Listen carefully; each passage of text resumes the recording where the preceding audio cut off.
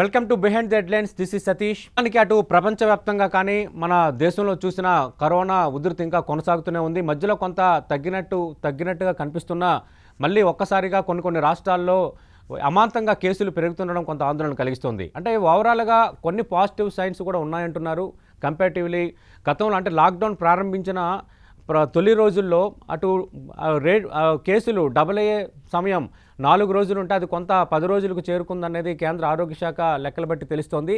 Active కేసులు కొంత ఉన్నా క్రమంగా యాక్టివ్ కేసులు పెరుగుతున్న సంఖ్య తగ్గుతుండడాన్ని కొంత పాజిటివ్ సైన్గానే చూడాలని కేంద్ర ఆరోగ్య మంత్రిత్వ శాఖ చెప్తోంది. మరోవైపు కొన్ని రాష్ట్రాలు అనూహ్యంగా కేసులు పెరగడం, తెలంగాణలో గత 4 రోజులుగా కొంత కేసులు తగ్గుకుంటూ వస్తున్నాయి. కానీ వేరే ఆంధ్రప్రదేశ్లో మాత్రం ఒక్కసారిగా పెరుగుతున్న వైనం మనం చూస్తున్నాం. అటు కృష్ణా జిల్లాలో నిన్న ఒక్కరోజే దాదాపు 52 కేసులు రావటం, ఓవరాల్గా మొత్తం ఆంధ్రప్రదేశ్లో నిన్న 81 కేసులు రావటం.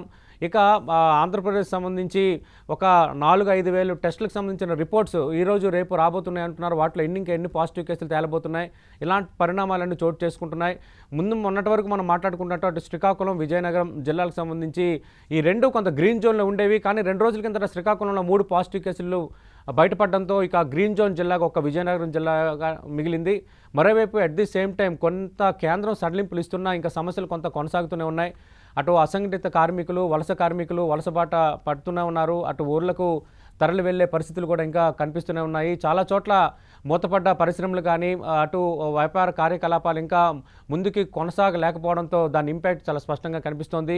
వీటన్నిటి నేపథ్యంలో ఈరోజు ప్రధాని మోడీ మరోసారి అన్ని రాష్ట్రాల ముఖ్యమంత్రులతో వీడియో కాన్ఫరెన్స్ నిర్వహించబోతున్నారు. ప్రధానంగా స్టేట్స్కి సంబంధించి కేంద్రం ఏ విధంగా అడ్రస్ చేయాలి, అలాగే state at the same time centre coordination ఏ విధంగా ఉండాలి, ఇదే అంశంపై మనం బిహైండ్ ది హెడ్లైన్స్లో చర్చ ప్రారంభిస్తున్నాం. చర్చలో పాల్గొంటున్నారు మాజీ మంత్రి, సీనియర్ రాజకీయవేత్త ఎంవి మైసూరారెడ్డి గారు. అలాగే బయట నుంచి లెవెల్లో పాల్గొంటున్నారు సిబిఐ మాజీ జేడీ, రిటైర్డ్ ఐపీఎస్ అధికారి లక్ష్మీనారాయణ గారు. అలాగే మరి కాసేపట్లో వైఎస్ఆర్ కాంగ్రెస్ పార్టీ శాసనసభ్యులు మల్లాది విష్ణు గారు, భారత పొగాకు బోర్డు చైర్మన్, ఏపీ బీజేపీ నేత రఘునాథ్ బాబు గారు డిబేట్లో జాయిన్ కాబోతున్నారు. రైట్, లక్ష్మీనారాయణ గారు, ఖచ్చితంగా ఈ రాజకీయంగా చేస్తున్న విమర్శలు ఇవన్నిటిని మనం పక్కన పెడదాము. ఇప్పుడు రాజకీయాలు చేయాల్సిన సమయం కాదనేది కొంత ఏపీలో ఆ తరహా వాతావరణం ఉన్నా ఇప్పుడు మనం ప్రధానంగా టార్గెట్ చేయాల్సింది కరోనా కట్టడి అనేది మన ముందున్న ప్రధాన లక్ష్యం. ఈరోజు ప్రధాని వీడియో కాన్ఫరెన్స్ నిర్వహించబోతున్నారు. అయితే స్టేట్స్ విషయంలో కేంద్రం ఇంకా అనుకున్నంత స్థాయిలో రెస్పాండ్ కావట్లేదన్న ఒక విమర్శ పెదవిరుపు చాలా రాష్ట్రాల నుంచి కనిపిస్తోంది. కొంత ఫండింగ్ సంబంధించి కొంత హెల్ప్ చేస్తున్న అనుకున్న స్థాయిలో రెస్పాండ్ కావట్లేదు అనేది ఒకటి. 2, ఏ స్టేట్కి ఆ స్టేట్ సొంతంగానే కొన్ని సమకూర్చుకుంటున్నాయి. కానీ ఇంకా కేంద్రం కొంత ఇనిషియేటివ్స్ తీసుకోవాలన్న ఒక భావన మనం కొద్ది రోజుల కింద 2 తెలుగు రాష్ట్రాల నుంచి కూడా కొంత కనిపించింది. ఏ అంశాలను కేంద్రం అడ్రస్ చేయాలంటారు, ఎలాంటి భరోసా రాష్ట్రాలకు ఇవ్వాలంటారు? నమస్కారం సతీష్ గారు. నమస్కారం మైసూరారెడ్డి గారు, మిగతా సభ్యులు. ఈరోజు ముఖ్యంగా ప్రధానమంత్రి గారు మరి ఒకసారి అందరు ముఖ్యమంత్రులతో ఈరోజు వీడియో కాన్ఫరెన్స్ నిర్వహిస్తున్నట్టుగా మనకు తెలుస్తుంది. ముఖ్యంగా దీనిలో లాక్డౌన్ గురించి ఒకసారి రివ్యూ తీసుకునే అవకాశం ఉంది. అంటే ఆయన మే 3వ తారీఖు వరకు ప్రకటించారు కాబట్టి ఆ తర్వాత ఏ విధమైన చర్యలు తీసుకోవాలి, ఇప్పటి వరకు ఏ విధంగా మనం కోవిడ్ వైరస్ ను కంట్రోల్ చేస్తున్నాం అన్నది ఇండివిజువల్ ముఖ్యమంత్రుల నుంచి ఆయన రిపోర్ట్ తీసుకునే అవకాశం ఉంది. ఆ తర్వాత ముఖ్యంగా ఏంటంటే 1,70,000 కోట్ల ప్యాకేజ్ ప్రకటించిన తర్వాత ఆ తర్వాత రిజర్వ్ బ్యాంక్ ఆఫ్ ఇండియా కూడా అనేక మార్పులు తీసుకొచ్చింది. తర్వాత బ్యాంక్స్ దగ్గర ఏదైతే అమౌంట్స్ ఇవి పెట్టడం జరిగింది. ఆ తర్వాత ఎంఎస్ఎంఈస్ వాటి గురించి ఫండింగ్ ఏ విధంగా జరగాలి, ఎకానమీలో లిక్విడిటీ ఎలా పంప్ చేయాలి, ఆ తర్వాత వచ్చేసి వేరియస్ సెక్టర్స్ కి ఏవైతే రిలాక్సేషన్స్ ఇచ్చారో ఆ రిలాక్సేషన్స్ లో ఇంకా రిలాక్సేషన్స్ కావాలా.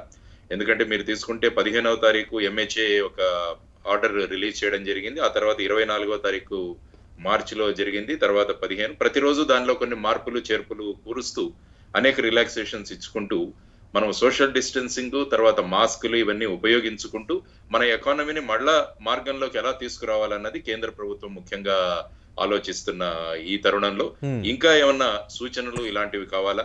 తర్వాత ముఖ్యంగా రాష్ట్రాలు అడగబోయేది ఏంటంటే వాళ్లకున్న షేర్ ఏదైతే రావాలో కేంద్ర ప్రభుత్వం నుంచి వాటిని రావడానికి ఖచ్చితంగా స్టేట్స్ అన్ని కూడా అడుగుతారు.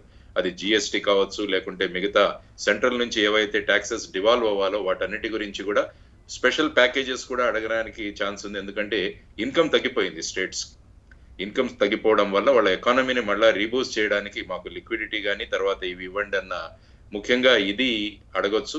ఆ తర్వాత ఈ హాట్ స్పాట్స్ తర్వాత వచ్చేసి ఈ కంటైన్మెంట్ జోన్స్ లో కూడా ఏ విధమైన రిలాక్సేషన్స్ రావాలి, గ్రీన్ జోన్స్ లో ఏ యాక్టివిటీస్ అవన్నీ చేయాలి అంటే ఇది ఒక ఓవరాల్ గా ఒక రివ్యూ తీసుకునే అవకాశం ఉందని నేను అనుకుంటానండి. ఆ విధంగా స్టేట్ గవర్నమెంట్స్ నేను చెప్పిన విషయం ఏంటంటే ఈ విషయాలు వారు ప్రాముఖ్యంగా అడగొచ్చు. ముఖ్యంగా మైగ్రెంట్ లేబర్ ఎవరైతే అనేక ప్రాంతాల్లో చిక్కుకుపోయి ఉన్నారు, ఫర్ ఎగ్జాంపుల్ మన మత్స్యకారులు చాలా మంది గుజరాత్ లో వాళ్ళు చిక్కుకుపోవడం జరిగింది, కాబట్టి వారిని సముద్ర మార్గం నుంచి మనం ఎలా తీసుకురావాలి. అదేవిధంగా తమిళనాడులో చాలా మంది మత్స్యకారులు చిక్కుకుపోయి ఉన్నారు. ఆ తర్వాత మైగ్రెంట్ లేబర్ చాలా చోట ఉన్నారు, వాళ్ళను వాళ్ళ గ్రామాలకు ఎలా చేర్చాలి, తర్వాత వచ్చేసి ఈ ట్రైన్స్ ట్రాన్స్పోర్ట్ ఏ విధంగా మొదలవుతుంది, వీటన్నిటి గురించి కూడా ఒక సమగ్రమైన రివ్యూ జరిగే అవకాశం ఉంటుంది.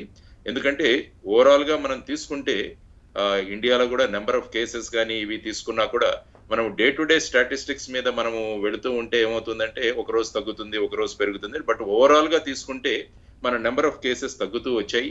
కాబట్టి దాన్ని బట్టి ఇంకా ఏ విధంగా హెల్త్ దీంట్లో చేయాలి. తర్వాత టెస్టింగ్ కిట్స్ గురించి కూడా ఒక ఇష్యూ మనం చూస్తున్నాం.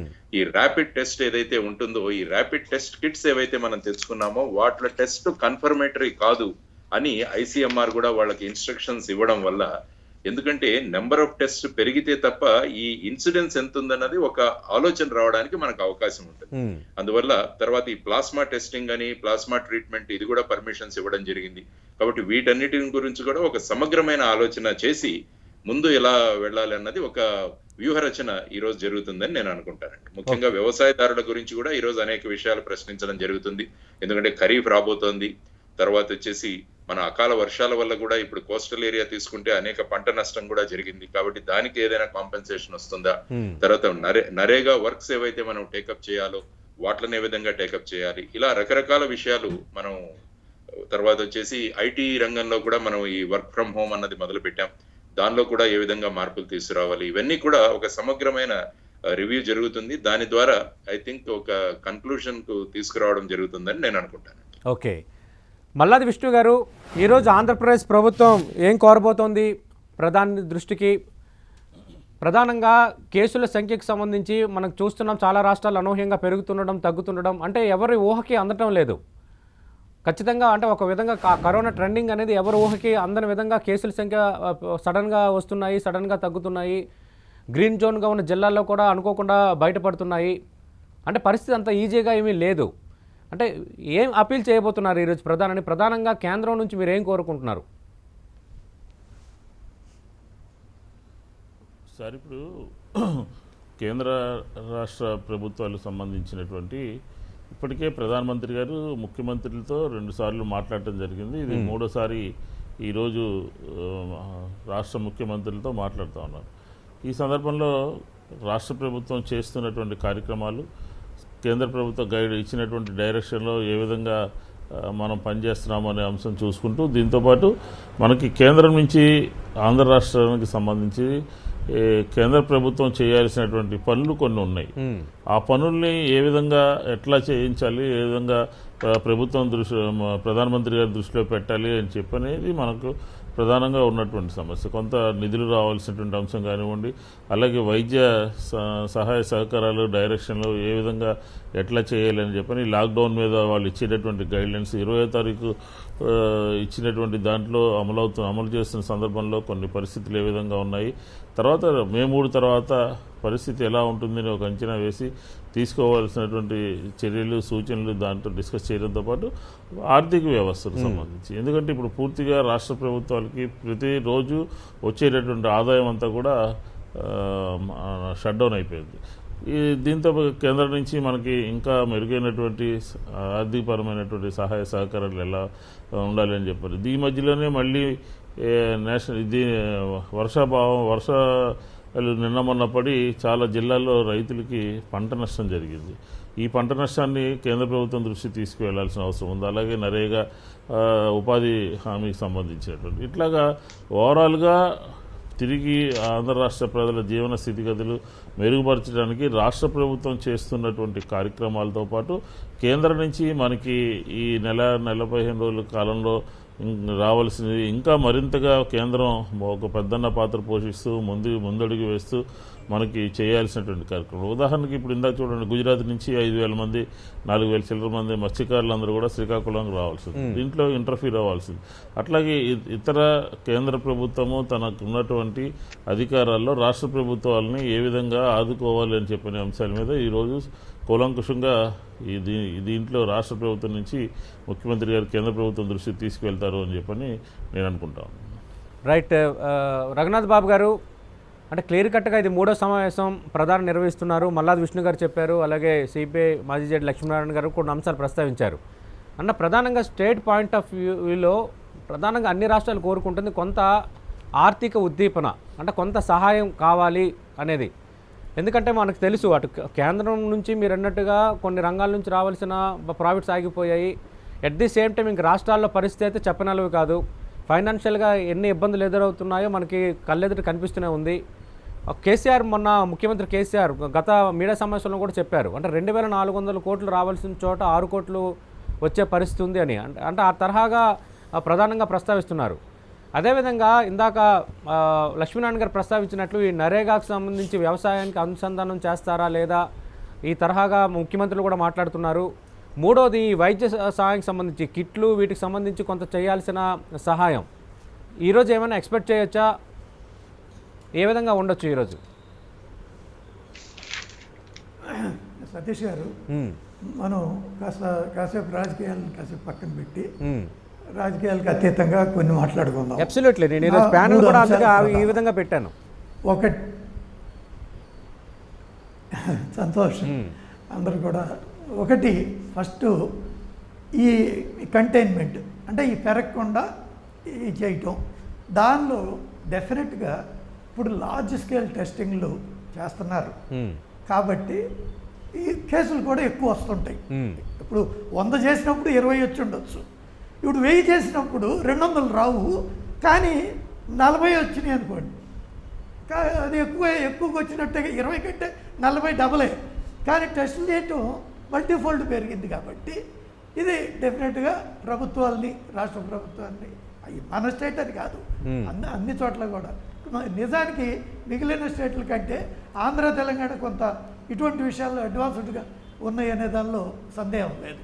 కాబట్టి ఫస్ట్ ఈ టెస్టులు ఈ కేసులు కొద్దిగా పెరిగిన దానివల్ల పెద్ద ఆందోళన చెందక్కర్లా. ఎందుకంటే మొత్తం సిస్టమ్ క్లీన్ అయిపోతాను. అంటే చాలామంది అనుమానితులందరినీ చేసేస్తున్నారు. ఇదివరకు ఇలా చేయించుకోవాలంటే ఉన్న అవకాశాలు తక్కువ కాబట్టి ఆల్రెడీ ఆల్మోస్ట్ వచ్చింది అని భావించిన వాళ్ళకి మాత్రమే చేసేవాళ్ళు. నిజానికి నేను చేయించుకుందాం అనుకున్నా, ఉదాహరణ కోసం. ఎందుకు అంటే ఒకసారి అది లేదు అనుకోండి, నేను హ్యాపీగా ఉంటా. నిజంగా ఉంది అనుకోండి, అక్కడ వాళ్ళు చెప్పినట్టు చికిత్స చేయించుకుంటా. కానీ నాకు సిమ్టమ్ రాలేదు కాబట్టి మీకు ఎలా చేస్తారు, చేయరు అని నా వైఫే ఉంది. సరే, ఓకే, ఉదాహరణ కోసం చెబుతున్నాను. కాబట్టి టెస్టులు చేయటం కానీ అవి ఎక్కువ పెద్ద మొత్తంలో అది ఒకటి సంతోషకరం. వాళ్ళందరికీ ఏర్పాట్లు, అవన్నీ ట్రీట్మెంటు అవన్నీ కూడా ఎనఫ్. అంటే ఇప్పటికి కూడా ఒక 25% కూడా వాడుకోవాలా. ఇంకా చాలా ప్రొవిజన్స్ పెట్టి ఉన్నారు, రకరకాలుగా హాస్పిటల్స్ కానీ చివరికి ట్రైన్స్ కానీ చాలా పెట్టున్నారు. ఇది మనం కేంద్ర రాష్ట్ర ప్రభుత్వాలు ఇద్దరిని కూడా అభినందించాల్సినటువంటి విషయం. రెండవది ఎకానమీ ఇక రీస్టార్ట్ కాకపోతే, మళ్ళీ ఇండస్ట్రీ మొదలవకపోతే ఈ ఉన్నటువంటి సరుకులు లేకపోతే ఈ ప్రస్తుతానికి చాలామంది నిత్యావసర వస్తువుల మీదే బతుకుతున్నారు. ఏదో బియ్యం, పప్పు, నూనె, కూరగాయలు, పండ్లు, ఈ 4 తింటున్నారు. ఈ వేరే కొత్త బట్టలు కొనుక్కోవట్లా లేదా ఇంకోటి చేయట్లా. కానీ తిరిగి అది కూడా మొదలు ఎలా పెట్టాలి, ఏ జాగ్రత్తలు తీసుకోవాలి, అవి చూడాల్సినటువంటి అవసరం గ్యారెంటీగా ఉంది. రేపు చర్చలో అవి వస్తాయని నేను ఆశిస్తా. ఇకపోతే మూడో విషయం, అదంటే రాష్ట్రాలు కోరుకుంటున్న ఆర్థిక సాయంపై ఏమైనా క్లారిటీ వస్తుందా? అదే మల్లాది విష్ణు గారు కూడా ప్రస్తావించారు. అంటే స్పెసిఫిక్గా మీరు అన్నట్టుగా కేంద్ర రాష్ట్ర ప్రభుత్వాలు ఇనిషియేటివ్స్ తీసుకుంటున్నాయి, ఎవరు కూడా కరోనా పెరగాలని కోరుకోరు. రెండోది, ఇంకో విషయంతో కూడా మీతో ఏకీపిస్తాను. ఆంధ్రప్రదేశ్లో కొంత టెస్టింగ్ పెరిగింది కాబట్టి కేసుల సంఖ్య కూడా ఎక్కువగా కనిపిస్తోంది. ఈ టైంలో దాన్ని కొంచెం వేరే కోణంలో చూడాల్సిన ఇది కూడా లేదు. కానీ వేరే రాష్ట్రాలు ఏమడగాలి, కేంద్రం ఏం చేయాలనేది ఖచ్చితంగా డిబేటబుల్. అదే ఆ పాయింట్గా రాబోతున్నా. మూడో పాయింట్ ఫండ్స్, ఫైనాన్స్. మరి రాష్ట్రానికైనా కేంద్రానికైనా ప్రధానమైనటువంటి కేంద్రానికి ఇద్దరికి కూడా కలిపి వచ్చేది పెట్రోలియం ప్రోడక్ట్స్ మీద వచ్చేది ఇద్దరికి మేజర్ ఆదాయం. తర్వాత కేంద్రానికి సిగరెట్స్ లేకపోతే కార్పొరేట్ ట్యాక్స్ అవి కేంద్రానికి వచ్చాయి. అవి కూడా సున్నాయే, రాష్ట్రానికి ఎలా ఉందో అక్కడ అలాగే ఉంది. ఇకపోతే జిఎస్టీ షేరింగ్ ఇవన్నీ కూడా ఇద్దరు కూడా ఇబ్బంది. స్టేట్కి ఎక్కువగా వచ్చేది లిక్కర్ మీద, అది కూడా ప్రస్తుతం పడుకుంది. కాబట్టి దాదాపుగా ఆదాయం సున్నా అనేది రాష్ట్రానికే కాదు కేంద్రానికి కూడా, ఈ పాయింట్ కూడా గుర్తుపెట్టుకోవాలి. సరే, కాకపోతే అది దురదృష్టం. నన్ను అడిగితే మాత్రం కొంత కరెక్ట్ కాదు. ఎందుకంటే మన రెండు రాష్ట్రాల్లో ఫ్లడెడ్ విత్ ఈ పాపులిస్టిక్ స్కీమ్స్. ఆ పాపులిస్టిక్ స్కీమ్స్ ఎన్టీ రామారావు గారు మొదలుపెట్టిన కిలో 2 రూపాయల బియ్యం నుంచి ఎవరి హయాంలో రాజశేఖర రెడ్డి గారు ఆరోగ్యశ్రీ, ఫీజు రీఎంబర్స్మెంట్, ఇలా ఏ అయితే పెట్టారో తాజాగా నవరత్నాలతో అవి ఒకటి కూడా తీసేయలేదు. నవరత్నాలు కొత్తగా ఇచ్చేశారు. దాదాపు అసలు 5 ఏళ్లలో సంవత్సరానికి 2 ఇచ్చినా సరిపోయేది. కానీ మొదటి సంవత్సరంలోనే మొత్తం ఇంప్లిమెంట్ చేయాలి అనే క్రెడిట్ కోసం, కీర్తి కండూతి కోసం, లేకపోతే నా మాట ఆచరించానని చెప్పడం కోసం ఆర్థికం దీన్ని కూడా చూసుకోకుండా చేశారు. ఇది అని ఇప్పుడు ఇది విమర్శించడానికి సమయం కాదు. కానీ వాస్తవం ఏది అంత కానీ ఇప్పుడు ఆ ప్రస్తావన అవసరమా అని ఇంతకుముందు చంద్రబాబు నాయుడు గారు అంటే ఇప్పుడు ఏ రాష్ట్రం తెలంగాణ ప్రభుత్వంలో కొన్ని మీరు అన్నట్టుగా పాపులిస్ట్ కార్యక్రమాలు ఉన్నాయి, అది కరెక్టా కాదన్నది మనం చాలా సందర్భాల్లో మాట్లాడాం. అలాగే ఇక ఆంధ్రప్రదేశ్లో ఉన్నాయి కొన్ని బీజేపీ పాలిత రాష్ట్రాలు కూడా పాపులిస్ట్ కార్యక్రమాలు కొనసాగిస్తున్నాయి. అంటే వేరే ఇప్పటికిప్పుడు తక్షణ సాయం ఇచ్చే విషయంలో మనం అవన్నీ మాట్లాడుకుందామా? ఇప్పుడు మనం ఎదుర్కొంటున్న విపత్తు వేరు, మన ముందున్న టాస్క్ వేరు కదా. ఇప్పుడు మనకి ఇవాళ ఇది వచ్చిన తర్వాత మన day to day living style అవన్నీ మనం మార్చేసుకుంటున్నాం. కాబట్టి నేనేమి పేదవాళ్ళకి ఇవ్వటం మీద ఎగనిస్ట్ కాదు. కానీ అది కేవలం రాజకీయ లబ్ధి కోసం లేకపోతే కీర్తి కండూతి కోసం ఆ రకంగా అదేంటి. ఇప్పుడు చంద్రబాబు నాయుడు గారి హయాంలో లాస్ట్ 5 yearsలో 1,80,000 కోట్లు ఎందుకు పోయింది? దానికి ఏంటి అక్కడ ఏదైనా ఏర్పాటైన ఈ కనపడుతున్నాయా? ఆ పోలవరం ఉంటే కేంద్రం ఇస్తుంది, రాజధాని ఉంటే ఒక 6,000 కోట్లు ఖర్చు పెట్టింది. కాబట్టి అవి కూడా మళ్ళీ వేరే లోన్ తెచ్చారు. ఇక్కడ చెప్పిన లెక్కల వాస్తవాలు లేవు అన్నాడు. కానీ ఇప్పుడు అది సందర్భమా? ఎవరి స్టేట్, ప్రతి స్టేట్ కేంద్రం వైపు చూస్తుంది. కేంద్రం కొంత ఇవ్వగలదు, కొంత మాకు సాయం చేయాలి, మేము అనుకున్నంత స్థాయిలో కొంత ఇబ్బంది పడుతున్నామని కేవలం ఇక్కడ ఒకటే కాదు, ఢిల్లీ సీఎం కేజ్రీవాల్ నుంచి అందరూ అప్పీల్ చేశారు, మమతా బెనర్జీ అప్పీల్ చేశారు, పంజాబ్ చాలా రాష్ట్రాలు అప్పీల్ చేస్తున్నాయి. ఇప్పుడు డెఫినెట్గా ఇప్పుడు చాలా సంస్కరణలు కూడా రావాలి. ఇప్పుడు ఎంప్లాయీస్ జీతాలు సగం బడ్జెట్ ఆనెస్ట్గా చెప్పాలంటే అంటే ఓ 2 లక్షల కోట్లు బడ్జెట్ చూపించినా కానీ 1,50,000 1,60,000 వస్తాయి. దానిలో ఒక 20,000 10,000 వడ్డీలు పోతాయి. ఇక మిగిలిన వాటిల్లో సగం ఎంప్లాయీస్ జీతాలే. ఆంధ్రాలో సంగతి చెబుతున్నా, సగం మిగిలిన పాపులేషన్ స్కీమ్స్, ఇంకా డెవలప్మెంట్కి ఏముంది మళ్ళీ కొత్తగా అప్పు చేయటం. కాబట్టి ఇది ఉన్న ఆ పరిస్థితి. కానీ అది కూడా పునరాలోచించుకోవాలి అని నేను చెబుతున్నా. ఏది ఈవెన్ ఇప్పుడు తెలంగాణ 42% ఫిట్మెంట్ ఇచ్చింది, ధనిక రాష్ట్రం. ఆంధ్ర పేద రాష్ట్రం 43% ఇచ్చింది. మరి ఇది కరెక్టేనా? కరోనా తీవ్రత తగ్గిన తర్వాత, లాక్డౌన్ సడలించిన తర్వాత ఖచ్చితంగా ఈ తరహాగా కొన్ని ఆలోచనలు చేస్తాయేమో రాష్ట్ర ప్రభుత్వాలు. అండ్ ఫైనాన్షియల్ మేనేజ్మెంట్కి సంబంధించి ఖచ్చితంగా చేయొచ్చు. ఎందుకంటే ఇంకా డబ్బులు చేతిలో లేకుండా ఏవి చేయలేని పరిస్థితి ఉంటుంది. కాబట్టి దేనికి ప్రియారిటీ ఇవ్వాలన్న దానిపైన కొంత ఇవ్వచ్చు, అన్ని రకాల ప్రియారిటీలు ఇవ్వటం విషయంలో కొంత తగ్గొచ్చు. అంతర్జాతీయ ఆర్థిక విశ్లేషకులు కూడా ఇదే అంచనా వేస్తున్నారు. పెద్ద పెద్ద దేశాలు, ఆర్థికంగా పరిపుష్టిగా ఉన్న దేశాలే ఈ తరహా లెక్కలేసుకుంటున్నప్పుడు అలాంటి చిన్న రాష్ట్రాలు ఖచ్చితంగా ఆ తరహాగా ఉంటాయి ఆ ఈక్వేషన్స్. కానీ ఇప్పటికిప్పుడు మీరు చేయాల్సిన తక్షణ సాయం కోసం వాళ్ళు అడుగుతున్నది అదే. తప్పకుండా ఏదో ఇప్పుడు కేంద్రం దగ్గర కూడా ఆదాయం ఏమి లేదు కదా. ఇందాక నేను చెప్పినట్టు పెట్రోలియం రాలేదు, సిగరెట్లు లేవు, జిఎస్టీ లేదు, కేంద్రానికి కూడా లేదు. అయినా బారోయింగ్కి అదే అదే ఇప్పుడు వాళ్ళు డెఫినెట్గా ఎన్ని వస్తాయి Right. అవి మాట్లాడతారు. Right. మన ఒక 2 రాష్ట్రాలకే కాదు, మనకన్నా వెనకబడిన బీహారు, Absolutely. ఒరిస్సా లాంటి అందరికీ రాష్ట్రాలకి ఇవ్వాలి. అవి ఉంటాయి. అందుకని ఉన్నంతలో ఏదో ఒకటే ఆలోచన చేసేస్తారు. Right. నాకు ఒక సంతోషం ఏంటంటే ఇవాళ సీఎంకి పిఎంకి ఈక్వేషన్ బాగుంది. ఏదో కొంచెం మమతా బెనర్జీ అటు ఇటు మాట్లాడినా okay by and large equation అంతా బాగానే ఉంది.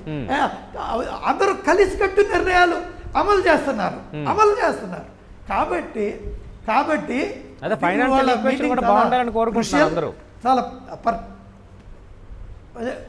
Purposeful Right. అవుతుంది. Right. కాబట్టి దాని మీద తప్పకుండా వాళ్ళు ఆలోచించేస్తారు. స్పెసిఫిక్గా ఇంకా లాక్డౌన్ కొనసాగిస్తేనే వైరస్ను మనం పూర్తిగా తగ్గించగలం, కొంత ప్రజలు సహకరించాలి అన్న తరహా అపీల్ తెలంగాణ ముఖ్యమంత్రి కేసీఆర్ చేయబోతున్నట్టు ఈరోజు పత్రికల్లో ప్రధానంగా కనిపిస్తోంది.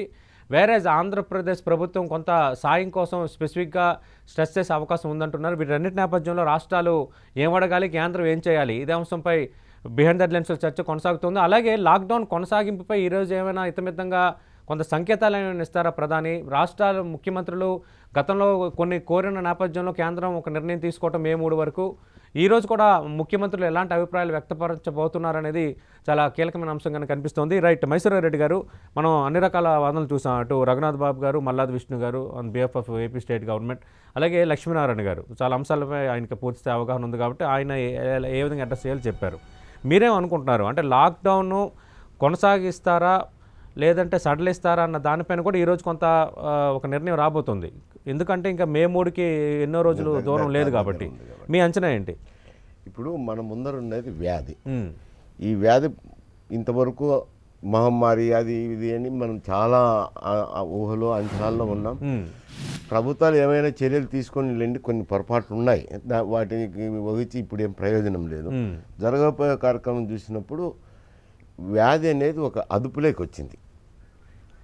వచ్చింది కాబట్టి నెంబర్ ఉండొచ్చులే, ఒకరోజు పెరగచ్చు, ఒకరోజు తరగచ్చు, ఇవన్నీ జరుగుతుంటాయి. ఎందుకంటే మేము టెస్టులు ఎక్కువ చేస్తున్నా దానివల్ల కనపడుతున్నాయి అంటే టెస్టులు ఎక్కువ ఉంది, ఉన్న వ్యాధిగ్రస్తులందరినీ ట్రీట్మెంట్కి పంపించాల్సిందే, లేని క్వారంటైన్లో పెట్టి అబ్జర్వ్ చేయాల్సిందే, ఇవన్నీ జరగాల్సిందే. ఇప్పుడైతే ఒక అదుపులోకి ఉంది కాబట్టి వ్యాధికి సంబంధించి ఏ ప్రాంతాల్లో అవుతుందో ఆ ప్రాంతాలను కంటైన్ చేసి ప్రభుత్వం యొక్క ఫోకస్ అంతా పోలీస్ యంత్రాంగం కానీ, రెవెన్యూ యంత్రాంగం కానీ, వైద్య సిబ్బంది కానీ ఆ ప్రాంతాల్లో కాన్సన్ట్రేట్ చేసి ఆ ప్రాంతాల్లో వైపౌట్ చేయాలి జబ్బును. ఊరికే రాష్ట్రం అంతా దేశమంతా ప్రాకులాడితే కుదరదు. ఇప్పుడు ఎందుకంటే ఒక స్టేజ్ రీచ్ అయింది, ప్రభుత్వాలకు కూడా తెలిసి వస్తున్నాయి ఈ ప్రాంతంలో 4 కేసులు ఉన్నాయి, ఈ చుట్టుపక్కల ప్రాంతాల్లో మనం అదుపు చేయాల్సిన అవసరం ఉంది అన్నప్పుడు ఆ ప్రాంతాలను ఐసోలేట్ చేయాలా, అది పోలీస్ యంత్రాంగం పని, అక్కడ దృష్టి కేంద్రీకరించాలా. రెవెన్యూ వాళ్ళు ఆ ప్రాంతానికి కావలసిన సివిల్ సప్లైస్, ఇతర ప్రొవిజన్స్, రకరకాల సమస్యలు ఉంటాయి వారికి సప్లై చేయటంలో. తర్వాత వైద్య సిబ్బంది ఆ ప్రాంతాన్ని అంతా సర్వే చేసి ఐడెంటిఫై చేసి టెస్టులు చేసి ర్యాపిడ్ టెస్టే కానీ ఎంత ఎలాబొరేట్గా చేయడం అంత మంచిది చేసి ఆ ప్రాంతంలో ఎవరన్నా ఉంటే వ్యాధిగ్రస్తులను పంపించడం, లేని వారిని క్వారంటైన్ ఒక 10-15 రోజులు పెట్టేసి ఆ ప్రాంతం రిలీజ్ చేసేయడం, ఈ ప్రాంతంలో లేదని. ఒకవేళ స్పిల్ ఓవర్ వస్తుందని కొందరు అంటారు అండి, వచ్చినప్పుడు ఆ ప్రాంతాన్ని కూడా తీసుకోవచ్చు. ఇప్పుడు 50 జోన్లు ఉన్నాయి హైదరాబాద్లో, రేపు 15 రోజుల కల్లా ఒక 20 జోన్లు అవుతాయి. 20 జోన్లకు తోడు కొత్త 5 జోన్లు రావచ్చు, 25 అవుతాయి. మీరు అంటున్న ప్రొసీజర్ అయితే కొనసాగుతుంది. ఇది యాక్సెప్టెడ్ సడలింపుకి సంబంధించి చెప్తున్నా, మిగతా వాటిలో సడలింపు ఇవ్వాలన్నా అవి ఇచ్చిన తర్వాత దాని వ్యాధిని అదుపులోకి తీసుకొచ్చుకోవాలి. ఆ విధంగా ప్రభుత్వాలు ప్రయత్నం చేయాలి. అంతేగాని రాష్ట్రమంతా ప్రజలందరూ పాటించాలా, ఇది చేయాలా, పాటించాలా, ఏది సోషల్ డిస్టెన్సింగ్ అనండి, మాస్కులు పెట్టుకోండి అనేది అది మనం. ఎందుకంటే ఇటువంటి పెక్యులర్ ఫినామినా ప్రజెంట్ రాజకీయ వ్యవస్థకు ఎప్పుడు రాలేదు. 40 సవాలు ఎదురుగాల, కొత్తగా ఎదురైంది. అందరం అనుభవాలతో నేర్చుకోవాల్సిన అవసరం ఉంది. యంత్రాంగం కానీ రాజకీయ వ్యవస్థ కానీ ఆ పరిస్థితుల్లో ఉంది. ఈ జబ్బుకు సంబంధించి ఈ మాదిరి అవలంబించాల్సిన స్టేజ్ అయింది. లాక్డౌన్ అనేది పర్మనెంట్ సొల్యూషన్ కాదు, లాక్డౌన్ ఈ వ్యాధిని నిర్మూలించదు. కాబట్టి లాక్డౌన్ నుంచి ఎప్పుడో ఒక మారు మనం బయటికి రావాల్సిన అవసరం ఉంది. అంటే లాక్డౌన్ పెట్టడం వల్ల కొంత ఇండియాలో కంట్రోల్ అయింది అనేది ఇప్పుడు లాక్డౌన్ అనేది లాక్డౌన్ వల్ల వ్యాధి నయం కాదు, వ్యాధిని నిర్మూలన చేయలేము. అది కొంచెం ప్రభుత్వానికి బ్రీతింగ్ టైం అన్నమాట. బ్రీతింగ్ టైంలో ఆయన ఇన్ఫ్రాస్ట్రక్చర్ క్రియేట్ చేసుకొని ప్రభుత్వం ముందుకు వెళ్లాల్సిన అవసరం ఉంది. ఏమిటి జబ్బు అని తెలుసుకునే దానికి బ్రీతింగ్ టైం కోసం మీరు ప్రజలందరూ ఇళ్ళల్లో ఉండమన్నారు. అది పర్మనెంట్ సొల్యూషన్ కాదు. ఓకే. ఎప్పుడైనా మనం బయటికి రావాల్సిందే. ఇప్పుడు మీరు అబ్జర్వ్ చేసిన దాంట్లో కూడా ఆయన ఏమంటున్నారు రఘునందన్ గారు, మా పరిస్థితి అట్లే ఉంది, ఆర్థిక సహాయాలంటే మా పరిస్థితి అట్లే ఉంది, మీ పరిస్థితి అంటే డోలు పోయి మధ్యలోకి చెప్పుకున్నట్టుంది ఇద్దరి పరిస్థితి. అందువల్ల ఇంకా పౌర జీవనం అనేది చాలా ముఖ్యమైనది. ఇక్కడ ఒక వ్యాధి నిర్మూలన అనేది ఎంత ముఖ్యమో పౌర జీవనం అనేది కూడా అంతే ముఖ్యం. దాన్ని కోవలో పెట్టాల్సిన అవసరం. లాక్డౌన్ ఉండొచ్చు, రిలాక్సేషన్ ఇచ్చుకుంటూ పౌర జీవనం వైపు ముందుకు అడుగులు వేయాల్సిన అవసరం ఉంది. వ్యాధిని అదుపు చేసుకుంటా రావాల్సిన balanced act. It is now it is a balanced act. మొండిగా లాక్డౌన్ అని చెప్పడం అనేది అది చెప్పచ్చు, కానీ అది సొల్యూషన్ కాదు, రెమెడీ కాదు. ఎందుకంటే ప్రపంచ దేశాలు ఈ దినం మన దేశం వైపు చూస్తున్నాయి. చైనాలో జరిగిన సంఘటనలు కానీ ఇప్పుడు ఆ వ్యాధి మ్యాన్మేడ్ అని రకరకాల వాదనలు వాటి వెళ్ళడం లేదు. వాళ్ళు అవలంబించిన విధానం కానీ వాటిని బట్టి కొంచెం ప్రపంచ దేశాలు మన వైపు చూస్తున్నాయి. మన వైపు ఇప్పుడు వాళ్ళు కూడా లాక్డౌన్ దేశం అంతా పెట్టలేదు. చైనా అంత ఉధృతంగా వచ్చినా ఆ ప్రావిన్స్ ఒక్కటి పెట్టినారు, మిగతా ప్రాంతాల నుంచి లిబరేషన్లోనే పెట్టుకున్నారు. మనం కూడా అట్నే ఏ ప్రాంతాల్లో అయితే ఉందో ఇప్పుడే అంటున్నారు 81 కేసులు అన్నారు. 81 కేసులు అయినా ఆంధ్రప్రదేశ్ అట్లా చూసి 81 కేసులు పెరిగినాయని ఒక తుది చూస్తే మళ్ళీ తుది కృష్ణా జిల్లా పోయింది. మళ్ళీ కృష్ణా జిల్లాలో మైక్రో లెవెల్ పోతే కనుక ఒక ప్రాంతాలకు ఉంటాయి. అబ్జర్వ్.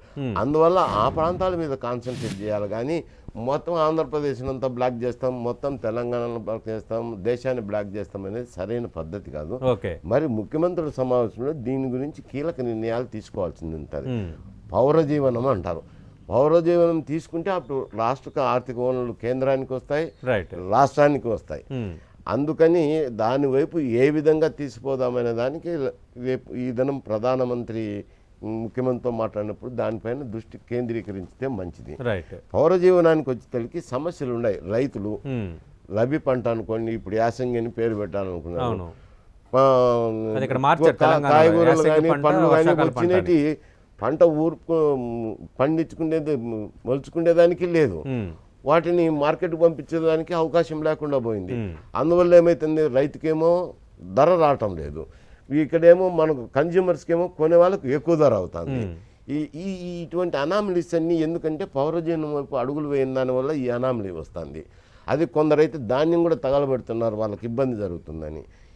ఈ సమస్యను అడ్రస్ చేయాల్సింది. వలస కార్మికులకు చాలామంది దాతలు ముందుకొచ్చి ఇస్తున్నారు, ప్రభుత్వం కూడా సప్లై చేస్తుంది. కానీ ఎన్ని చేసినా కానీ వారికి అందుబాటులోకి రావాలంటే దండుకు మంచం మంచలేమన్నట్టు ప్రభుత్వాలు కానీ ప్రజలను కానీ అందరికీ చేయలేము. ఎవరి లైవ్లీహుడ్ వారు చూసుకున్నప్పుడే జరుగుతుంది. అందువల్ల వాళ్ళదే అడ్రస్ చేయాల్సింది. కొందరైతే ఊర్ల కన్నా పోతాం మహానుభావులారా అని అంటున్నారు. కాబట్టి వాళ్ళను పంపించడమో ఇక్కడే ఉంచి వాళ్ళకు కొంచెం పనులు కల్పించడమో. ఎందుకంటే ద్వంద్వ వైఖరి కనపడుతుంది. ఇప్పుడు ప్రభుత్వ పనులు అయితే చేస్తున్నారు కదా మున్సిపాలిటీలో, ప్రైవేట్ పనులు కూడా స్లోగా అలో చేయొచ్చు కదా, తప్పేముంది అందులో. అటువంటివి ఆలోచన చేయాల్సిన అవసరం ఉంది. ఇతర ప్రాంతాల్లో నిలిచిపోయిన వారిని వాళ్ళు 40 రోజులు అవుతుంది, వాళ్ళకేమీ లేవు. అటువంటి వాళ్ళని ఏ విధంగా తెచ్చుకొని ఒక వారం అబ్జర్వ్ చేసి వాళ్ళ ప్రాంతాలకు పంపించడము ఏదో ఒకటి చేయాలి.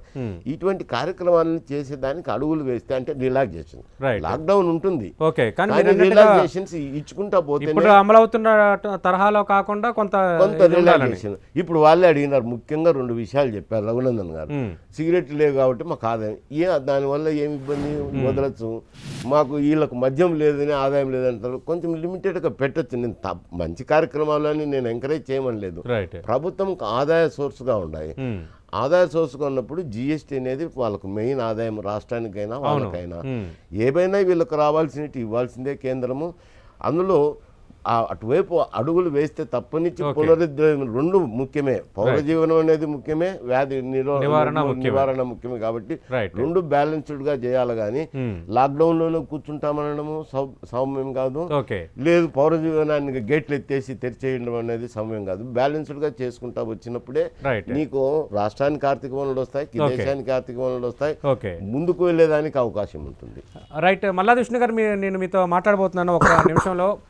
లక్ష్మీనారాయణ గారు స్పెసిఫిక్గా ముఖ్యమంత్రులు ఏం అడ్రస్ చేయబోతున్నారు, ప్రధాని ఏం చెప్పబోతున్నారు అన్నది ఒకటైతే, అసలు లాక్డౌన్ మనకు తెలుసు ఫస్ట్ 14th ఏప్రిల్ వరకు, ఆ తర్వాత మళ్ళీ May 3 వరకు.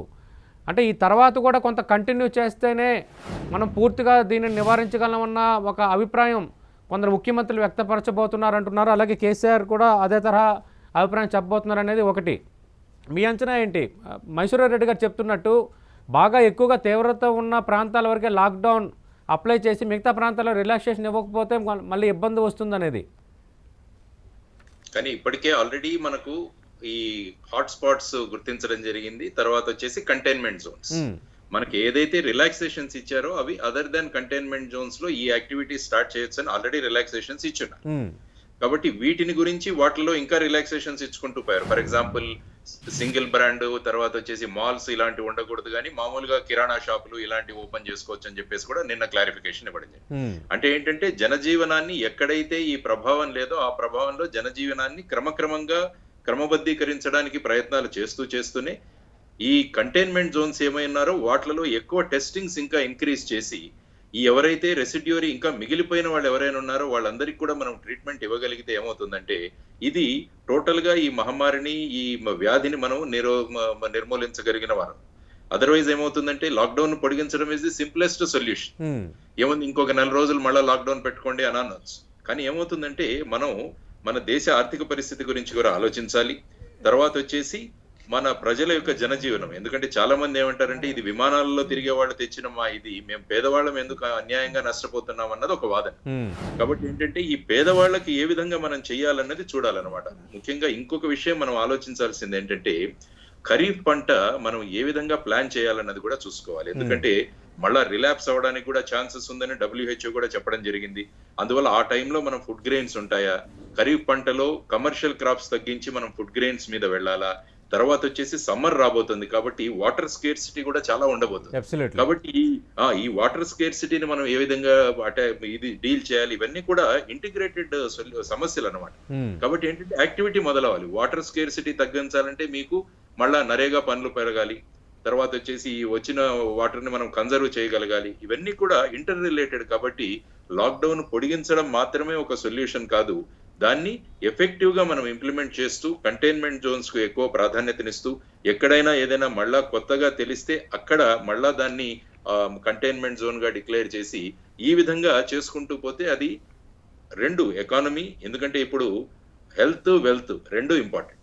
హెల్త్ తో పాటు మన ఎకానమీ కూడా మనం ముందుకు తీసుకెళ్లాల్సిన అవసరం ఉంది. మనం ఏమి పెద్ద డెవలప్డ్ కంట్రీ కాదు కాబట్టి, డెవలపింగ్ నేషన్ కాబట్టి ఎకానమీ కూడా సైమల్టేనియస్ గా మనం ప్రాధాన్యతనిస్తూ మనం ముందుకు వెళ్ళాలన్నది నా అభిప్రాయం అండి. ఓకే, మల్లాది విష్ణు గారు, అంటే ఇక్కడ రెండు ఇందాక రఘునాథ్ బాబు గారు ప్రస్తావించిన అంశాలు, ఒకటి నెంబర్ 2, గతంలో అంటే ఏప్రిల్ 14 తర్వాత లాక్డౌన్ కొనసాగిస్తారా లేదన్న ఒక చర్చ జరుగుతున్నప్పుడు ఆంధ్రప్రదేశ్ ప్రభుత్వం ఒక అప్పీల్ చేసింది.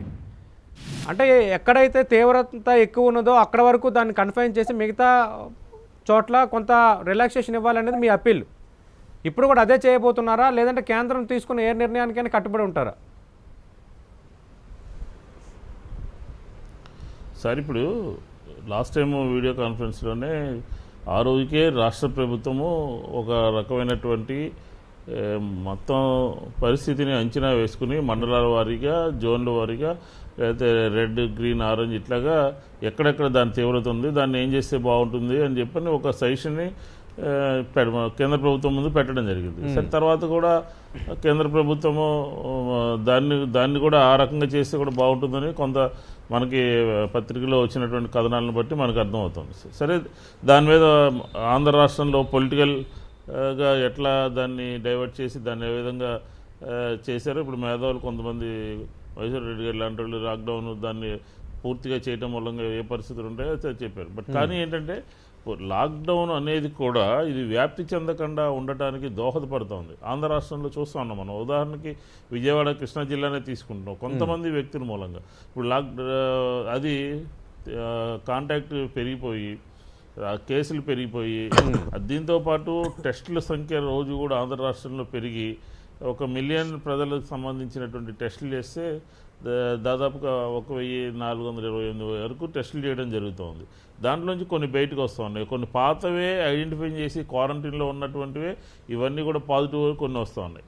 కాబట్టి లాక్డౌన్ కొనసాగిస్తూనే లేకపోతే ఏ ఏ రంగాల్ని మనం దాన్ని కాపాడుకుంటూ రావాలో అటు కేంద్రం కానీ ఇటు రాష్ట్రం కానీ, ఉదాహరణకి వ్యవసాయ రంగం, లేకపోతే ఆక్వాకల్చర్, లేకపోతే ఇంకా ఇలా ఇప్పుడు ఉదాహరణకి చూడండి, మనకి మన ఆంధ్ర రాష్ట్రం నైసర్గిక స్వరూపాన్ని బట్టి కొన్ని చోట వరి పండుతుంది, కొన్ని చోట మామిడికాయ ఉంటుంది, కొన్ని చోట బత్తాయి ఉంటుంది, కొన్ని రకరకాల పళ్ళు, ఇవన్నీ కూడా మార్కెటింగ్ లేకపోతే, ట్రాన్స్పోర్టేషన్ లేకపోతే, రైతు కూలీలు పొలాలకు వెళ్ళకపోతే పరిస్థితి ఏ విధంగా ఉంటుంది?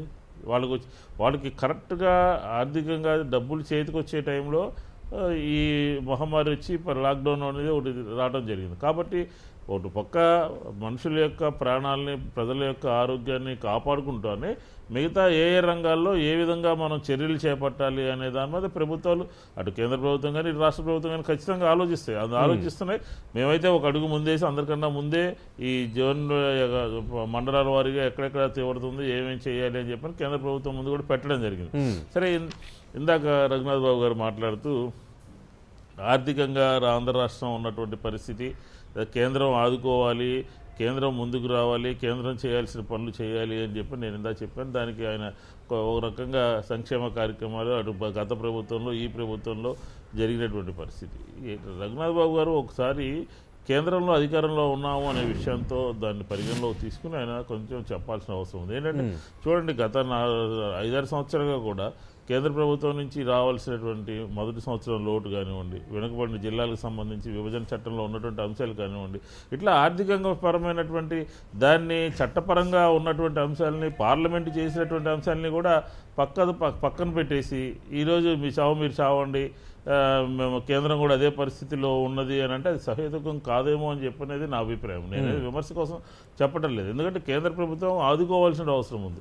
ఈరోజు రాష్ట్ర ప్రభుత్వం మొదటి సంవత్సరంలో లోటు బడ్జెట్ని లేకపోతే చట్ట రూపంలో ఉన్నటువంటి అంశాలను కూడా పరిగణలోకి తీసుకోకుండా మా దారి మాదే, మీ దారి మీదే, మీరు ఎట్లాగా ఈ నవరత్నాలు కార్యక్రమాలు ఇచ్చారు, దాని మూలంగానంటే ఈరోజు పేదరికంలో ఆంధ్ర రాష్ట్రంలో ఉన్నటువంటి వాళ్ళ యొక్క స్థితిగతుల్ని మెరుగుపరచడం కోసం ఒక ప్రభుత్వం అనేది కొంచెం చేయాల్సిన అవసరం ఉంటుంది. మేము ఆర్థిక క్రమశిక్షణతోనే ఉన్నాము, నిధులు దుబారా జరగట్లేదు, మేము ఎక్కడా కూడా భిన్నమైనటువంటి పరిపాలన చేయడం కార్యక్రమాలు ఇతర రాష్ట్రాల వాళ్ళు, ఆ ఉదాహరణ కేంద్రంలో కూడా కొన్ని ఆరోగ్యపరమైనటువంటి అంశాన్ని తెర మీద తీసుకొచ్చారు. ఇట్లాగా ఒక ప్రజలకి, సామాన్య ప్రజలకి ఒక ప్రభుత్వం చేయాల్సినటువంటి పనులు మేము చేసాం. దాన్ని వెల్ఫేర్ స్కీమ్స్ ఎవరు తప్పుపట్టరు, కానీ తాహతుకు మించి ఆలోచన చేయడం వల్ల ఆర్థిక భారం పెరిగిపోయింది అనేది రఘునాథ్ బాబు గారు ప్రధానంగా పాయింట్అవుట్ చేస్తోంది. సార్, ఇప్పుడు మేము మాది ఓపెన్గా మా పరిపాలనలో ఏ కార్యక్రమాలు ఎవరికి తీసుకుంటున్నామని చెప్పి ఇన్కమ్ ట్యాక్స్ కట్టే వాళ్ళకో, లేదంటే ఈ రాష్ట్రంలో డబ్బులు ఉన్నటువంటి వాళ్ళకో, అబవ్ పావర్టీ లైన్లో ఉన్నటువంటి వాళ్ళకో, వాళ్ళందరికీ మేము రాష్ట్ర ప్రభుత్వం నుంచి ఏదో పంచట్లేదు కదా. వాళ్ళ యొక్క పరిస్థితుల్ని, జీవన స్థితిగతుల్ని మనం ఒకసారి కళ్ళారా చూస్తే మనకు క్లారిటీగా ఉంటుంది. కాబట్టి దాన్ని తప్పుపట్టాల్సినటువంటి అవసరం పెద్దలు రఘునాథ్ బాబు గారికి కూడా లేదని అంటున్నారు. ఇప్పుడున్నటువంటి పరిస్థితి, ఈ 40 రోజుల పరిస్థితి, ఇప్పుడు ప్రజలు ఎదుర్కొంటున్నటువంటి పరిస్థితి, ప్రభుత్వము, కేంద్రం, మేము మొన్న వీడియో కాన్ఫరెన్స్ కేంద్రం ఏ డైరెక్షన్ ఇస్తే ఆ డైరెక్షన్లో మేము అందరం కూడా కలిసికట్టుగా దీన్ని నివారించడానికి పనిచేస్తామని చెప్పి ముఖ్యమంత్రులు అందరూ కూడా చెప్పారు. ఒక విపత్తు వచ్చినప్పుడు, ఒక పరిస్థితిని ఎదుర్కోవడానికి మొత్తం ఓవరాల్గా అందరూ కూడా కలిసి చేయాల్సినటువంటి సందర్భంలో నేను కేంద్రంలో నా పెద్దన్న పాత్రగా ఈ రాష్ట్ర ప్రభుత్వాలకి కొంత చేయూతనిస్తూ, ఊరట కలిగిస్తూ చేయాల్సిన పనులు చేస్తే బాగుంటుందని చెప్పనేది ఒక సజెషన్. దీంతో పాటు ఇదే ఇంకా ఏ ఏ రంగాలు, ఇందాక మహేశ్వర రెడ్డి గారు కూడా కొన్ని విషయాలు ప్రస్తావించారు. ఏ ఏ రంగాల్ని ఎట్లా మనం పౌరుల యొక్క జీవనం ఇబ్బంది కలగకుండా ఏ ఏ రంగాల్ని మనం దాన్ని రిలాక్సేషన్స్ ఇచ్చుకుంటూ ఏ విధంగా చేసుకోవాలని చెప్పేది ఆల్రెడీ దాని మీద రాష్ట్ర ప్రభుత్వం ముందే, జగన్మోహన్ రెడ్డి గారు ముందే ఆలోచన చేసి మొన్న ప్రస్తావించడం జరిగింది. ఇవాళ అవుట్కమ్ ఏమొస్తుందని చెప్పి రైతుల పక్షాన, లేకపోతే ఆరోగ్యపరంగానా, ఎన్ఆర్ఈజీఎస్, పంట దెబ్బతిన్నటువంటి రైతులకి కేంద్రం నుంచి మీరేం కోరుకుంటున్నారు? ఇక్కడ తెలంగాణ ముఖ్యమంత్రి ఇంకా లాక్డౌన్ కొనసాగించాలి, ఇదే పరిస్థితి కొనసాగితేనే కంట్రోల్ చేయగలం అనేది ఆయన అభిప్రాయంగా కనిపిస్తోంది. అప్పుడు కూడా అదే కనిపించింది ఏప్రిల్ 14 ముందు. అంతకు ముందు ఆయన ఒక ప్రకటన చేశారు, కేంద్రం ప్రకటించక ముందు ఆయన ఏప్రిల్ 30 వరకు. మీరేమనుకుంటారు? అంటే లాక్డౌన్ ఫర్ ఎగ్జాంపుల్ విజయనగరం జిల్లాలో లేదు, అక్కడ పూర్తిగా సడలింపు ఇవ్వడం, అలాగే కొన్ని జిల్లాల్లో కొన్ని పాకెట్స్లో అస్సలు లేదు, అక్కడ పూర్తిగా సడలింపు ఇచ్చి మిగతా చోట్ల కొంత సీరియస్నెస్గా ఉండటం, అంటే మీరు గతంలో కోరింది ఇదే మళ్ళీ అప్పీల్ చేయబోతున్నారా?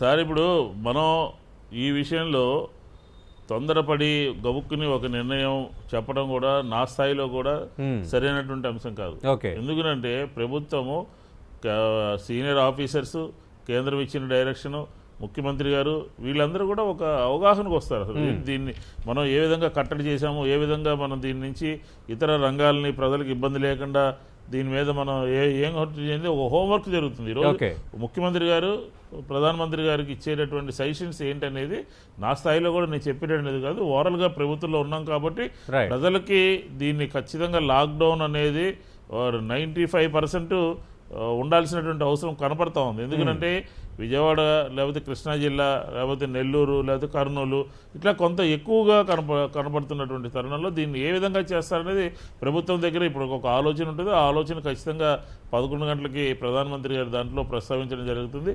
కానీ కేంద్రం కానీ రాష్ట్రం కానీ అధికారులు కానీ ఎవరు ఎన్ని చేసినప్పటికీ కూడా ప్రజలు స్వయం నియంత్రణ ఈ విషయంలో పాటించాలి. కరోనా విషయంలో పాటించకపోతే ప్రభుత్వాలు ఏం చేస్తాయండి, లాక్డౌన్ ఇంపోజ్ చేయాలని చూస్తాయి. ఎందుకంటే ఉదాహరణకి సింగపూర్లో మే మాసం అంతా కూడా పెట్టడం జరిగింది. చైనాలో రిలాక్స్ చేసి మళ్ళీ వెనక్కి వచ్చారు. ఎందుకంటే ప్రాణ విజృంభిస్తున్నప్పుడు విశృంఖలంగా ప్రజల ప్రాణాలను కాపాడాల్సినటువంటి బాధ్యత సడన్ గా పెరిగింది మీరన్నట్టు. అదే ప్రాణాలు కాపాడాల్సినటువంటి బాధ్యత ప్రభుత్వం మీద ఉంటుంది.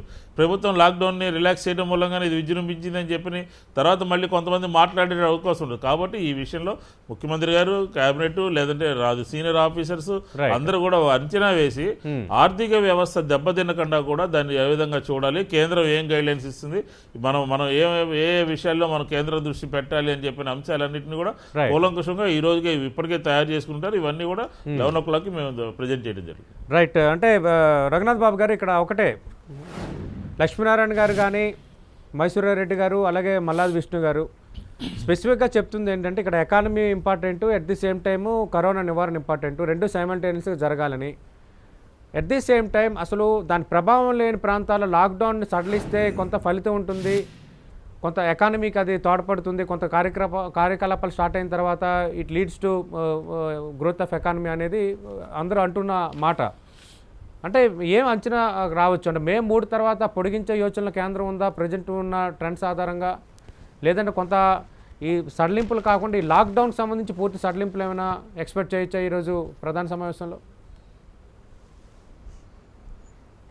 ఇప్పుడు ఒకటి డెఫినెట్గా అంటే పర్ డే ఎన్ని కేసులు వస్తున్నాయి అదే చూస్తే ఇప్పుడు ప్రస్తుతానికి యావరేజ్లో 1500 వస్తున్నాయి దేశం మొత్తం మీద. ఇది కొంచెం ఆందోళన కలిగించేదే. కానీ ఇక్కడి నుంచి ఈ 4 రోజుల్లో కూడా ఎన్ని వస్తాయో చూడాలి. 1000 లోపుకి వచ్చేస్తే కనుక వస్తుంది, చాలా తొందరలో వచ్చేస్తాయి. ఎందుకు తగ్గిపోతాయి అంటే నేను చెప్పినట్టుగా కాన్సన్ట్రేట్ చేసి టెస్టింగ్లు ఎక్కువ చేస్తున్నారు కాబట్టి దొరికే వాళ్ళంతా దొరికేస్తున్నారు. ఎక్కడో కొంతమంది స్లిప్ అయిపోవచ్చు. అంటే లాక్డౌన్ ప్రారంభంలో 4 రోజులకి కేసులు డబుల్ అయ్యేవి, కానీ ప్రస్తుతం 10 రోజులకు డబుల్ అవుతున్నాయి. అంటే కొన్ని పాజిటివ్ సైన్స్ కూడా కొంత కనిపిస్తున్నాయి. ప్రధానంగా 4-5 రాష్ట్రాల్లో ఎక్కువ విస్తృతుంది, మిగతా చోట్ల కొంత తగ్గుతుంది. ఇప్పుడు నేను ఎంత పాజిటివ్గా చెప్పాను, ఆంధ్రాలో లార్జ్ స్కేల్ టెస్టింగ్లు జరుగుతున్నాయి కాబట్టి కేసులు వస్తున్నాయి. నిన్న నా స్నేహితుడు చెప్పాడు, భీమవరంలో ఒక రెడ్ జోన్ అదే ఈ కంటైన్మెంట్ ఏరియాలో విస్తృతంగా చేశారంట. ఆల్మోస్ట్ ఆల్టర్నేటివ్, ఒకళ్ళని వదిలేసి ఒకళ్ళని అందరినీ, అంటే సిమ్టమ్స్ ఉన్నా లేకపోయినా 5 కేసులు దొరికినాయి అంట. మరి నిజానికి ఆ 5 కేసులు వదిలేస్తే అవి 50 అయిపోతాయి కదండి ఇంకో 4-5 రోజుల్లో. అంటే ఏంటి మీ ఉద్దేశం, లాక్డౌన్ పొడిగించాలనా? నేను లాక్డౌన్ అయితే నా ఉద్దేశంలో గ్యారంటీగా నా ఉద్దేశం పర్సనల్ ఉద్దేశం పొడిగిస్తారు. అట్ ద సేమ్ టైం మరీ భూతంలాగా చూడొద్దు. ఎందుకంటే మేము మా టొబాకో తరఫున ఒక మాట చెబుతాను. ఇప్పుడు మాకు ఆ జంగారెడ్డిగూడెం అని కందుకూరు అని అక్కడ 2 ప్లాట్ఫారాలు అంటే మేజర్ సెంటర్స్ అయ్యి మాకు. ఫస్ట్లో అక్కడ ఒక్కొక్క కేసు ఆ ఊళ్ళల్లో వచ్చేటప్పటికి దాన్ని రెడ్ జోన్ కింద డిక్లేర్ చేసి అక్కడ ఏ ఆపరేషన్స్ జరగకూడదన్నారు. ఇప్పుడు ఒక టౌన్లో ఒక కేసు కానీ మరి రైతులు ఎంత ఇబ్బంది అవుతుంది అని తిరిగి కలెక్టర్లకి అంతా రిప్రజెంట్ చేసుకుంటే కన్సిడర్ చేస్తున్నారు ఇప్పుడు. ఓకే. సరే మీరు ఇటు రామాకండి, Right. నుంచి అటు వెళ్ళిపోండి, అవి ఎటు ఊరు బయటే ఉంటాయిలే. అవే రిలాక్సేషన్స్ కదా అందుకని ఇప్పుడు ఉదాహరణ టౌన్లో కోసం ఉంటుంది. చెబుతున్నా. అందుకని అదే ఆ రిలాక్సేషన్స్ ఆ ఆల్ ఓవర్ ఇండియాలో relaxations కొంత ఇప్పుడు కావాలి అని partial నేను అగ్రికల్చర్ relaxation. కానీ మిగతా రంగాలకు సంబంధించి దేశం ఈ మొత్తం మీద పా- కూడా రిలాక్సేషన్స్ అడుగుతున్నారు ఈ ఉంటారు. పార్షియల్ రిలాక్సేషన్లో ఉమ్, ఈ పార్షియల్ రిలాక్సేషన్స్లో ఇవాళ మిగిలిపోయిన ఒక ముఖ్యమైన సమస్య ఈ బోర్డర్స్లో వలస కార్మికులు. Absolutely. ఇప్పుడు గుజరాత్ నుంచి 5,000 మందిని మరి ఒక షిప్లో తెప్పిస్తున్నారు, మంచిది. కానీ ఇక్కడ కూడా చాలా చోట్ల నిలిచిపోయారు కదా వాళ్ళు. ఇప్పటికి 40 రోజులు అక్కడ ఉన్నారు కదా. ఈ 40 రోజుల్లో వాళ్ళకి సోకలేదంటే ఇంకా వాళ్ళు క్లియర్గా ఉన్నారు కాబట్టి వాళ్ళని కూడా వాళ్ళ గమ్యాలకి చేర్చాల్సిన అవసరం ఉంది. దాని మీద కూడా ఇక టాప్ ప్రయారిటీ ఇవ్వాలి. లేకపోతే వాళ్ళలో రెస్ట్లెస్నెస్ ఇప్పటికే చాలా వచ్చింది. ఇప్పుడు నేను ఇక్కడ అంటే కొంత ఎలాంటి ఇనిషియేటివ్స్ మీరు ఎక్స్పెక్ట్ చేయొచ్చా అని నాకు అక్కడక్కడ ఇల్లు ఎక్స్పెక్ట్ చేయొచ్చు. ఓకే. పర్సనల్ గా Okay. తప్పకుండా 2 విషయాలు. Okay. ఒకటి ఇండస్ట్రీని, ఎంప్లాయ్మెంట్ ని యాక్టివ్. ఇందాక పెద్దల మైసూర్ రెడ్డి అందరూ ఒకే మాట చెప్తున్నారు. అది దాన్ని పెంచటం, దానికి తీసుకోవాల్సిన జాగ్రత్తలు తీసుకుంటూనే Right. ఇది పెంచటం ఒకటి Right. Very important. Okay. అదేవిధంగా ఈ బోర్డర్స్ లో చిక్కుపడిపోయిన వాళ్ళని స్వస్థలాలకి చేర్చటం. ఈ 2 డెఫినెట్ గా ప్రధానమైనవి ఉంటాయి. ఈ కేసులు కనుక డిక్రీజింగ్ ట్రెండ్కి వచ్చినప్పుడు ఇంకా నా ఉద్దేశం Right. 15 రోజులు పెట్టి ఇవి ఎక్స్పెక్ట్ చేయొచ్చు ఈ రోజు కొంత వస్తే కంపారిటివ్లీ ఈ సడలింపులు వీటికి సంబంధించని కానీ బట్ వేరేజ్ అయితే కొంత ఇది కొనసాగించేటట్టుగానే ఉన్నారు అని. లాక్డౌన్ అనేది పూర్తిగా ఎవరు ఎత్తివేయరు. లాక్డౌన్లో రిలాక్సేషన్స్ ఎట్టుండాలంటే పౌర జీవనం ముందుకు సాగేదానికి ఉండాలి. మొన్న ఏప్రిల్ 20 కొన్ని ఇచ్చారు, ఈ ఏరియాలో నిన్న కాక మొన్న అర్ధరాత్రి కొన్ని ఇచ్చారు. అవి ఇక్కడ ఇంప్లిమెంట్ కాలేదు కదా రాష్ట్రాల్లో. ఇప్పుడు మహారాష్ట్ర సమస్య ఉంది, మహారాష్ట్రని కంప్లీట్గా లాక్డౌన్లో పెట్టండి. అట్లా ఢిల్లీ ఉంది, ఢిల్లీ కొన్ని చోట్ల లాక్డౌన్ పెట్టచ్చు. కానీ మిగతా చోట్ల ఎక్కడైతే ఐడెంటిఫై చేసినారో జోన్స్ మీద కేంద్రీకృతం చేయాల్సింది ఉంటుంది. పౌరజీవనాన్ని అంటే దాంట్లో వలస కూలీలు వస్తారు, గుజరాత్ కూలీలు వస్తారు, మత్స్యకారు, అన్ని రకాలవి ఏదో ఒక రకంగా రిలాక్సేషన్ ఇచ్చుకుంటా. వాళ్ళే చెప్పారు ఇక పంట వచ్చింది ఇబ్బంది అవుతా అంటే కలెక్టర్ని అడిగితే ఇటు పోండి అని చెప్పారని రఘునందన్ రావు గారు చెప్పారు. అటువంటి రిలాక్సేషన్ రాష్ట్రం మొత్తం మీద, దేశం మొత్తం మీద కల్పిస్తా వస్తే కనుక అటు పౌర జీవనం సాగుతుంటుంది, ఇటు డిసీజ్ కంట్రోల్ అవుతుంది అనేది చెప్తున్నాం.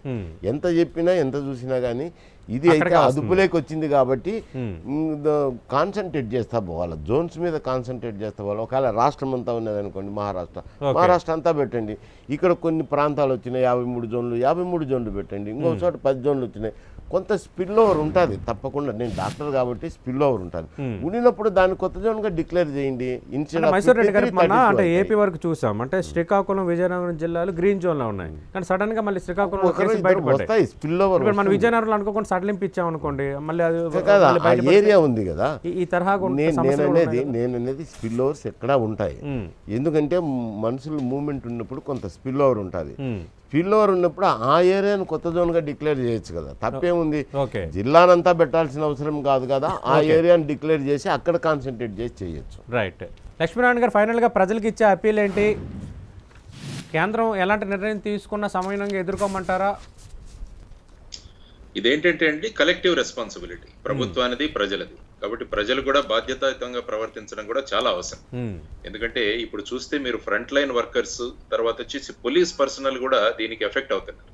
అంటే ఏంటవుతుందంటే ఇది బేసిక్ గా పబ్లిక్ తో కాంటాక్ట్ రావడం వల్ల. అందువల్ల ప్రజలు చాలా బాధ్యతాయుతంగా ఈ సోషల్ డిస్టెన్సింగ్, ఫిజికల్ డిస్టెన్సింగ్ ఏదైతే ఉందో, తర్వాత మాస్కులను ఉపయోగించడము, తర్వాత ఏదైతే రిలాక్స్డ్ టైంలో ఇచ్చారో, ఆ రిలాక్సేషన్స్ ఇచ్చారో ఆ టైంలోనే బయటికి రావడం, తర్వాత మార్కెట్స్కి వెళ్ళినా కూడా సోషల్ డిస్టెన్సింగ్ ఫాలో అవడం, ఫిజికల్ హైజీన్ ఫాలో అవడం, ఇవన్నీ కూడా ఏంటంటే సొల్యూషన్స్. ఎందుకంటే వ్యాక్సిన్ వచ్చేంత వరకు మనం వెయిట్ చేయాలి. వ్యాక్సిన్ వచ్చిన తర్వాతే ఇది ఓవరాల్ గా, తర్వాత హర్డ్ ఇమ్యూనిటీ అని చెప్పేసి కూడా ఒకటి వస్తుంది. కొన్ని రోజుల తర్వాత మొత్తం సమాజానికి దీనికి ఇమ్యూనిటీ డెవలప్ అయ్యే దానికి కూడా మనం వెయిట్ చేస్తాం. కాబట్టి ఏంటంటే ఇది కలెక్టివ్ రెస్పాన్సిబిలిటీ. ఇది కేవలం గవర్నమెంట్ మాత్రమే చేయాలి, ప్రజలు. ఇది కలెక్టివ్ గా మనం ఎప్పుడైతే చేస్తే దీన్ని కంట్రోల్ చేయలేము. కాబట్టి బాధ్యతాయుతంగా మనం అంతా ప్రవర్తించాలన్నది మనమే చేస్తున్నాను. కాబట్టి ముఖ్యంగా ఈ ఫిజికల్ డిస్టెన్సింగ్ అన్నది గనక మాస్కులు ఉపయోగించడం, ఈ రెండు గనక మనం ఖచ్చితంగా ఫాలో అవ్వగలిగితే, రైట్. ఎక్కడైతే రిలాక్సేషన్స్ ఇచ్చారో అక్కడ కూడా వీటిలను ఫాలో అవుతే తప్ప దీన్ని కంటైన్ మనం చేయలేమన్నది మనం అందరం కలిసి బాధ్యతాయుతంగా దేశం అంటే ఏంటని చూపించడానికి మనకు ఒక మీరు అన్నట్టు అవకాశం. ఖచ్చితంగా సమష్టి బాధ్యత. ఇందాక Yeah. మల్లాది విష్ణు గారు కూడా అన్నారు, అంటే ప్రజలకి కూడా బాధ్యత ఉండాలి అని. అలాగే అందరి అభిప్రాయం కూడా అదే. ఖచ్చితంగా కలెక్టివ్గా మనం అందరం పోరాడాల్సిన సమయం ఆల్రెడీ ఉన్నాము. మనం ఖచ్చితంగా విజయం సాధిద్దామన్న భావన కూడా ఇంకా ప్రజల్లో కలిగించాల్సిన అవసరం అందరిపైన ఉంది. థ్యాంక్ యూ మల్లాది విష్ణు గారు, థ్యాంక్ యూ లక్ష్మీనారాయణ గారు, థ్యాంక్ యూ రఘునాథ్ బాబు గారు, బయట నుంచి లైవ్లో పాల్గొన్నారు. థ్యాంక్ యూ మైసూరారెడ్డి గారు. ఇది వాళ్ళ బిహైండ్ హెడ్లైన్స్. మరి కాసేపట్లో న్యూస్ అప్డేట్స్ ప్రసారం అవుతాయి. Stay with us.